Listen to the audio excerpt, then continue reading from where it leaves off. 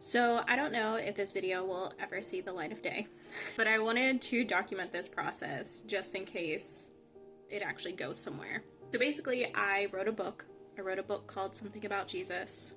It is my faith journey of deconstruction and how Jesus was the piece that I just could not let go of, and how that impacted where I went with my faith at that time. I think sharing stories is important, and I really believe in that cliche of like, if it just helps one person to read this and maybe go through a little less anguish than I did, then it will have been worth it. Okay, this is probably several months later. I don't remember when the first video was from, but it is now October, middle of October.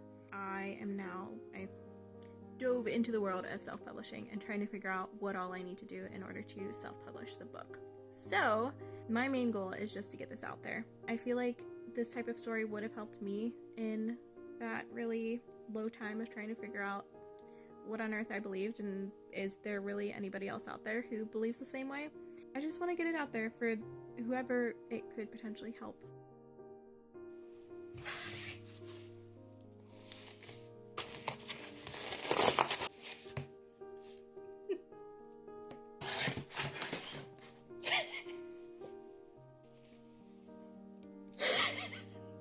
I wrote this book because I had to.